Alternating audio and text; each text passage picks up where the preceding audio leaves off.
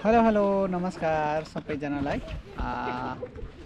यो समयमा हामी चाहिँ साँझतिर चाहिँ हामी मार्केटतिर आएको थियौँ हैन। अनि घुम्नलाई आएको बेलामा चाहिँ यहाँनिर साथीहरू चाहिँ सधैँ पनि आएर फुटबल खेल्ने भलिबल खेल्ने गर्नु हुँदो रहेछ। अनि आज दाइ पनि अस्ति आउनु भएको यहाँ हो हजुर। यही हो। दाइ चाहिँ दुईचोटि हो, म चाहिँ आज फर्स्ट टाइम आएको छु हैन।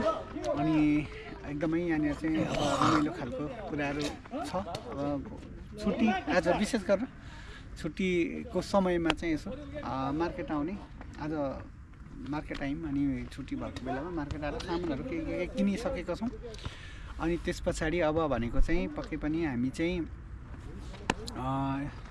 अब एकछिनमा यहाँ साथीहरू सायद आधी घन्टा खेल्नुहुन्छ होला म्याच खेलेर अनि घरतिर जाने भन्ने कुरो छ। घरतिर गइन्छ होला हैन। त्यही भएर एकदम छ पक्कै पनि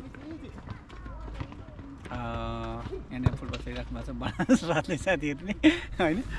अनि यस्तो छ यहाँ पछाडि चाहिँ घरहरू यस्तो खालको छ होइन।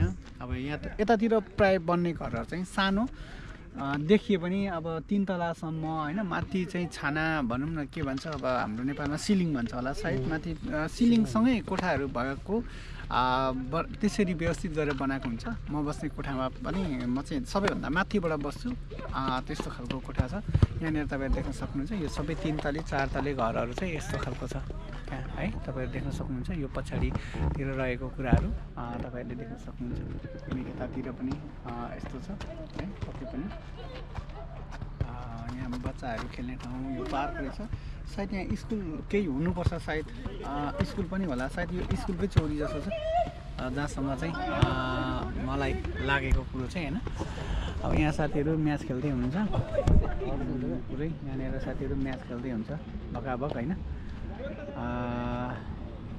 यसरी म चाहिँ यहाँ बिचमा बसिरहेको छु। यो दुइटै पोल मेरो क्यामेराले चाहिँ कभर गरेको छ, देख्न सक्नुहुन्छ होइन। यो चाहिँ घरहरू छानाहरू चाहिँ यस्तै खालको हुन्छ प्राय। यहाँ चाहिँ हिउँ पर्ने कारणले पनि होला सायद होइन।